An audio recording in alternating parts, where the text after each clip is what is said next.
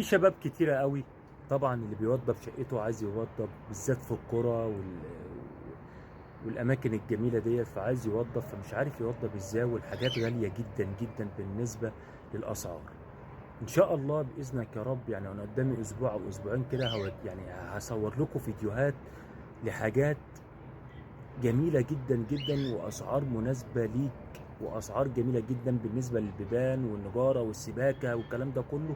عايز أقول لكم إن الناس أساسا بتوع الجملة أو بتوع القطاع بينزلوا يجيبوا منهم وبيبيعوا الحاجات دي.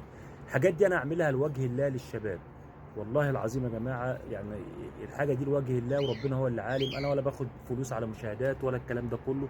أنا بحب إن أنا أساعد الشباب، لأن دول انتوا إخواتي، مش عايز حاجة الحمد لله من حد. عايز اقول لكم والله العظيم الاماكن اللي انا هصورها لكم ديت والاسعار اللي انا هجيبها لكم اسعار جميله جدا، وانتوا ذات نفسكم هتستغربوا من الاسعار وازاي اللي في اسعار لحد دلوقتي بالكلام ده. تابعوني وان شاء رب العالمين في كل خير. تحياتي للجميع.